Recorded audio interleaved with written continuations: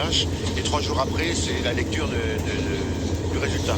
Donc pendant 3 jours, oui, c'est un stress assez énorme, une épée de Damoclès. Ce que vous disiez, c'est le travail d'une vie en fait. Ouais, c'est toute une carrière. Nous, ça fait 29 ans qu'on est installés. Évidemment, si on avait la tuberculose et qu'on nous obligerait à abattre quelques vaches ou le troupeau, évidemment, on anéantit tout notre travail. Merci beaucoup d'avoir été avec nous ce matin. J'ajoute que pour l'instant, la tuberculose bovine, la France est indemne selon l'Organisation mondiale de la santé. Si ce statut venait à évoluer, cela compliquerait les exportations de viande et de produits laitiers. Les centres de tri débordés dans la Drôme à cause, tenez-vous bien, des déchets des fêtes de fin d'année. Emballage cadeau, calendrier de l'Avent. Et oui, c'est encore Noël dans nos poubelles et ça pourrait nous coûter cher à l'automne prochain au moment de payer notre taxe sur les ordures ménagères près de Valence, Linovial et Nathan-Vacher. Dans ces montagnes de déchets se trouvent peut-être vos emballages des fêtes de fin d'année. Les calendriers de l'Avent, on en trouve de très grandes quantités actuellement. Chaque jour, le centre de tri reçoit 20 tonnes de déchets en plus suite aux fêtes, l'équivalent du volume d'un camion semi-remorque. Depuis 3 semaines, on est bien rempli. Normalement, on reçoit à peu près 140 tonnes par jour. Aujourd'hui, en moyenne, on est à pratiquement 160 tonnes. Pour les salariés, c'est une charge de travail supplémentaire dans une journée déjà bien remplie. On essaie d'être réactif, quitte à faire des heures supplémentaires ou pire. On essaie, dans l'ensemble, ça va, on arrive à se débrouiller. Du côté des particuliers, on la joue bon élève. Tri, poubelle noire, poubelle jaune, poubelle bleue et les verts bien sûr tout le temps, toutes les semaines. Je trouve que tout devient de plus en plus facile, donc je pense que les gens devraient y faire plus attention. Car les erreurs de tri courantes peuvent avoir des conséquences écologiques, mais également sur votre portefeuille. Si les gens trient mal, effectivement, ça veut dire que les déchets ne vont pas dans les bonnes filières, on peut moins avoir de recettes de recyclage, on serait amené effectivement à augmenter la taxe d'enlèvement des ordures ménagères. En moyenne, chaque Français jette 223 kg de déchets par an. Partons maintenant dans le Puy-de-Dôme au risque de croiser une sorte de kangourou sur notre route. Un wallaby appelé Sydney qui s'est échappé de son enclos il y a plus d'une semaine et depuis c'est une partie de cache-cache géante avec les habitants. Adrien Plétry et Aurélien Flamand se sont prêtés au jeu, regardez. C'est l'une des rares sorties filmées de Sydney. Le wallaby a été aperçu par quelques habitants du village. La dernière fois, c'était il y a 3 jours, près de Séville. Ça s'est passé où du coup, vous avez dit? Il est là, juste là. Depuis, des promeneurs scrutent les environs dans l'espoir d'apercevoir le marsupial en cavale. En une semaine, il aurait parcouru plus d'une dizaine de kilomètres. Je regarde. Comme ma femme savait que je venais voir, elle m'a dit tiens, tu jettes un coup d'œil. Sydney s'est échappé de cet enclos dans une ferme pédagogique tenue par Sarah. La propriétaire ne comprend toujours pas comment l'animal a pu s'enfuir. Chaque jour, à bord de son fourgon, elle sillonne les routes pour tenter de le retrouver. C'est une proie, c'est pas un prédateur. Ça se nourrit que de végétaux, donc aucun risque pour l'être humain. Plus petit qu'un kangourou, le mammifère a déjà visité plusieurs jardins du village à la recherche de nourriture.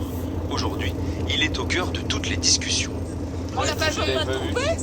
Eh ben non, toujours pas. Il s'est retrouvé dans le jardin d'une de mes amies à Perpignan. Ok, d'accord. Et puis bon, il s'est sauvé. Du côté de la ferme, les 2 autres wallabies espèrent désormais revoir un jour leur compagnon Sydney. Après les wallabies du Puy-de-Dôme, les lions de l'Atlas avec le Maroc qui est le pays hôte de la Coupe d'Afrique des Nations et qui s'est qualifié pour la finale avec sa victoire hier face au Nigeria. Ça s'est joué au bout d'une séance de tir au but qui a rendu fou les supporters marocains.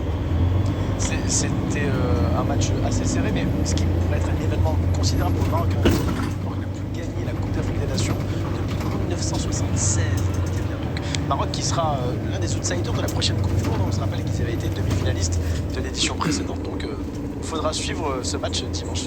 Contre le Sénégal, en effet. Merci beaucoup, Garance, l'info météo.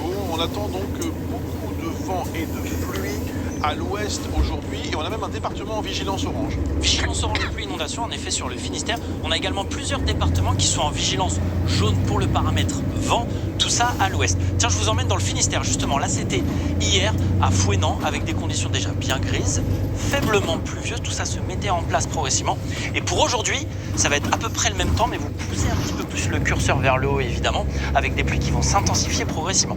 Regardez les modèles de prévision pour aujourd'hui. J'aime bien vous les montrer Pourquoi? Puisqu'on visualise assez facilement la localisation des pluies et l'intensité des pluies pour ces prochaines heures. Ça, c'est aujourd'hui. Et là, vous voyez en teinte un petit peu rose pâle les pluies intenses de cet après-midi, surtout sur le Finistère, à cheval quand même entre les Côtes d'Armor, le Morbihan, sur les monts d'Arrée. Vous savez, ce sont les reliefs bretons sur lesquels les pluies vont pouvoir s'accrocher et perdurer un temps, et ça va donner donc des cumuls importants tout au long de cette journée de jeudi. Justement, les cumuls en prévision pour aujourd'hui, l'événement c'est entre 6h, là c'est passé depuis 1h, ça a déjà commencé, jusqu'à 16h.